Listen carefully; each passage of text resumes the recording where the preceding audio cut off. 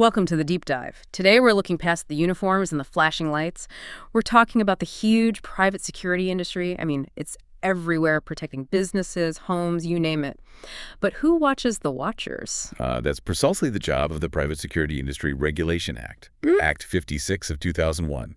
People usually just call it the PSIRA Act. PSIRA Act, right. It was signed off on pretty quickly, January 2002, and actually started operating just a month later, February 2002. Wow, that fast. So there was clearly a recognized need to get this framework in place. Absolutely. The Act spells it out pretty clearly. First big goal, set up a regulator, PSIRA. Second, make sure the industry, actually helps keep communities safe. Yeah. And crucially, does it without messing with national security. But really, at its heart, it's about protecting basic rights, life, safety, property, things the Constitution guarantees. So our mission today is to sort of unpack this one act, see how it structures this whole massive industry. We'll look at what's happening right now, the current rules, and maybe more interestingly, some big changes that are on the books but haven't started yet. These uncommenced amendments. Exactly. There's quite a bit waiting in the wings. Okay, let's start with PSIRA itself. The Act sets it up as a, what's the term, a juristic person. Why frame it that way? What does that mean practically? Well, making it a juristic person is key. It means PSIRA is its own legal entity. It's not just a government department branch. Okay. It has its own rights, its own responsibilities. It can enter contracts, sue people, be sued itself.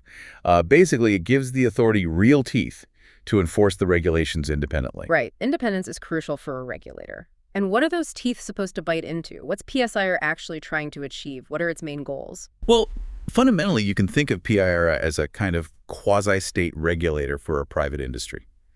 Its main job, its core object, is to regulate and effectively control security providers, all in the public and national interest. Public and national interest. Okay. Yeah, and that includes pushing for the industry to operate constitutionally, setting and enforcing minimum standards for how providers behave on the job. Like a code of conduct. Exactly, we'll get to that. And also ensuring training is up to scratch, high standards, consistent across the board. That sounds like a really broad mandate. But you mentioned something else earlier about protecting rights, not just the public's rights, but... Yes, that's often overlooked. A specific objective is protecting the rights of the security officers themselves, the employees within the industry. Huh, interesting. So it's not just about policing the companies from the top down. It's also about ensuring the folks doing the actual work are treated fairly and their rights are upheld. That dual role must mean PSIRA does a lot of different things. They're kind of the gatekeepers, aren't they? Totally. Their functions are huge. They handle all the applications for registration, obviously, and renewals. And pulling registration too, I assume? Oh, yeah. They have the power to suspend or completely withdraw registration if rules are broken. They develop the standards we talked about. They regulate the training centers, accredit them, check the quality. Wow. And they maintain this massive computer database. Every single registered provider has to be in it. Okay, so who oversees PSIRA itself? You mentioned it's independent, but someone must appoint the leadership. Right. It's governed by a council. The members are appointed by the minister of police, in consultation with the cabinet. And are there rules about who can be on this council? Yes, they have to be fit and proper persons. That's the standard legal phrase. But there's actually a really important uncommenced amendment here, too. Another one, okay. Yeah, it specifies that the council, as a group, must have combined expertise in finance, law, and governance. So the idea is clearly to move towards highly specialized, almost corporate-style oversight, not just political appointments. Got it. So competence is key at the very top as well. Okay, that sets the stage for the regulator. Now, the big practical question for anyone listening. Who actually needs to be part of this system? Who must register with PSIRA? This is the absolute core obligation in the Act. Section 20, subsection 1. It says basically, no person can provide a security service for money unless they're registered. Simple as that. Get paid for security, you need to be registered. Pretty much. The only exception is the official state security services, police, military, intelligence, the ones mentioned in Section 199 of the Constitution. Everyone else providing security for remuneration falls under PSIRA. Now, security service. That word probably makes most people think of guards, maybe armed response. But I get the feeling the Act defines it much more broadly. Oh, incredibly broadly. It goes way beyond just guarding property or people. Like what? Give us some examples. Okay, so obviously protecting people or property is number one. Yeah. But it also includes just giving advice about security. If you consult on security measures, you likely need to register. Right. Makes sense. Then there's performing the functions of a private investigator. TIs, too. Yep. Although there are specific carve-outs, like if you're an auditor or an accountant doing normal auditing work, or maybe someone in HR investigating an internal employee issue, you're generally excluded. But dedicated private investigation for clients, that's a security service. Okay. Interesting. What else? This one surprises people. Performing the functions of a locksmith. A locksmith. Seriously. Cutting keys, fixing locks. Yes, the definition is detailed. It covers making, servicing, repairing locks, cutting keys, even maintaining safes and vaults. If you do that as a business, you're likely providing a security service under this act. Wow. Okay, that really shows the scope. You could have someone installing high-tech alarms and the person who cuts your house key potentially regulated by the same body. Exactly. It's about standardizing competence and trust across anything related to security. And speaking of high-risk stuff, there's another uncommenced amendment relevant here. It specifically adds protecting or safeguarding cash or high-value goods, think precious metals, jewelry, when it's being transported on public roads, cash in transit, basically. Ah, so explicitly bringing cash in transit under the definition, even if it wasn't perfectly clear before. Precisely. Closing any potential gaps in that specific area. Okay, so that's the types of work covered. What about the individual person, the security officer, the locksmith, the PI? What do they need to do or be to get registered? For an individual, a natural person, the main requirements are: you need to be a South African citizen or have permanent residency. Okay. You have to be at least 18 years old. You need to comply with all the training requirements PSIRA sets for your type of work. Training again, right. And you must be considered mentally sound. But then there's a really critical restriction. What's that? You cannot be registered with PSIRA if you are currently permanently employed by the SAPS, the police, the State Security Agency, the SANDF, the Defense Force, or the Department of Correctional Services. Ah, so no moonlighting as a private security officer if you're already a state police officer or soldier. Exactly. It's about preventing conflicts of interest, potential abuse of state power, or information in the private sector. Keeping those lines clear. Makes sense. But probably the biggest barrier for many individuals wanting to get into the industry is their past, right? Criminal records. Absolutely. This is where the Act really filters people. There's a specific schedule of offenses attached to the Act. If you've been convicted of any crime listed in that schedule, you are generally disqualified from registration.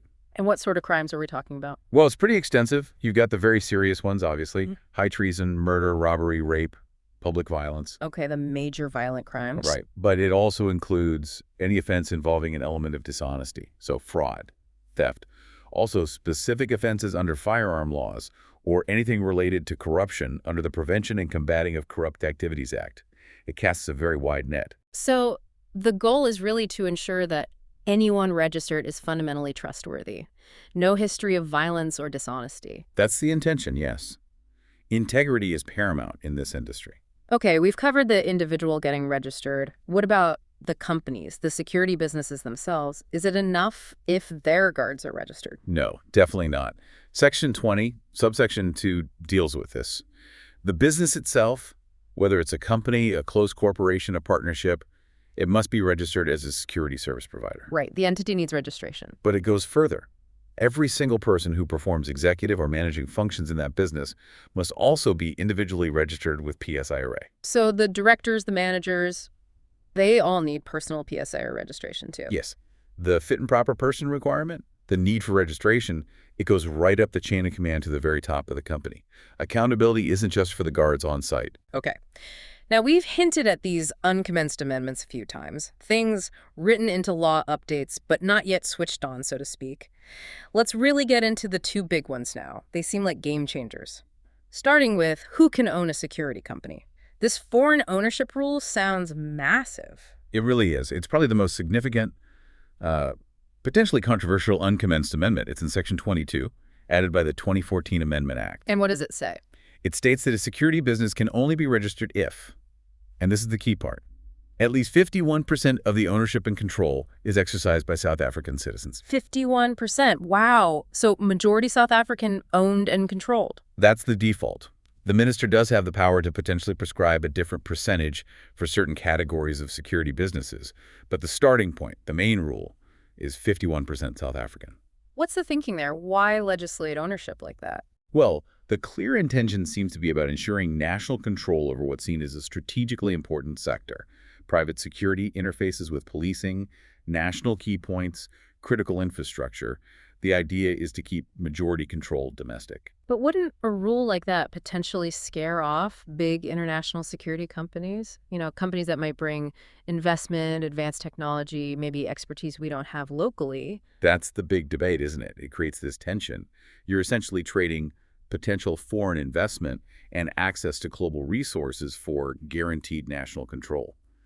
If or when this section commences, any existing major international security firm operating here would have to fundamentally restructure its ownership to comply, or potentially leave. Yeah, that's huge.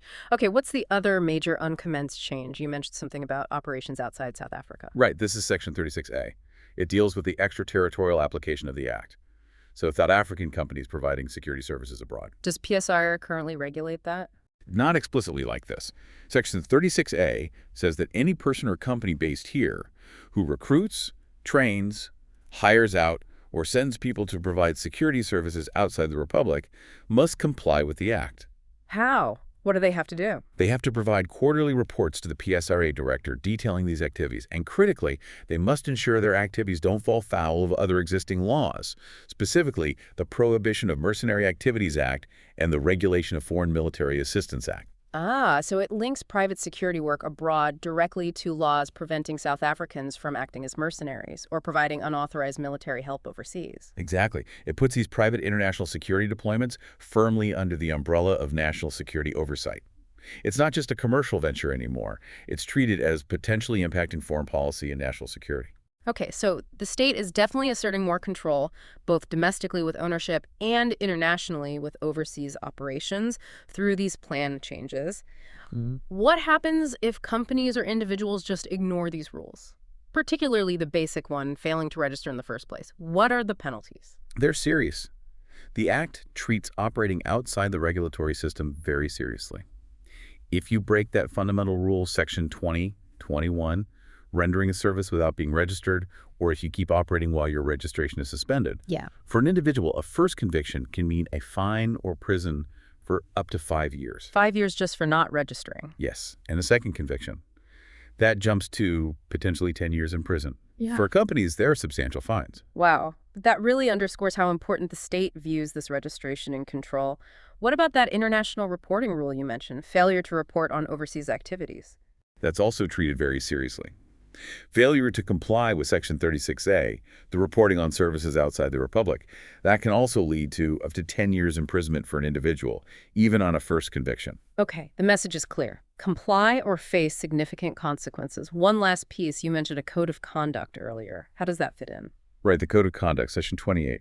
It's legally binding on all registered security service providers, individuals, and businesses. It sets the baseline standards for professional and ethical behavior. What kind of things does it cover? It's about ensuring they act professionally, with integrity, trustworthiness, which is vital given the access and power they sometimes have. But importantly, it also includes provisions aimed at preventing the exploitation of security employees. Like what? Like ensuring minimum wages are paid, complying with labor laws, basically ensuring fair treatment. So the code binds the industry not just to professional standards towards clients and the public, but also to fair labor practices internally. It covers ethics, professionalism, and fairness to employees. #outro. So listening to all this, it's clear the PSIRA Act isn't just about having a list of security companies. It's a really comprehensive framework, isn't it? It's designed to make sure this vital industry operates professionally, ethically, and maybe most importantly, in a way that supports rather than undermines public safety and national security. Absolutely. It imposes structure, demands transparency, and insists on accountability, from the boardroom right down to the officer patrolling a building site. And, the fact that these major amendments, especially the 51% ownership rule and the regulation of overseas work, have been legislated but are still waiting to be switched on, it really signals an ongoing government focus. They see private security as strategic and want to steadily increase control and professional standards. It's a continuous process of tightening the reins, it seems. Okay, so here's something for you, our listener, to think about. We've heard how broad the definition of security service is. It covers guards, sure, but also PIs, alarm installers, consultants, even locksmiths, and potentially cash in transit under future rules. So the final thought is this. How many times today or this week have you interacted with someone providing one of these services without even realizing they fall under this single, powerful, complex, but often invisible piece of legislation, the PSIRA Act? Something to mull over.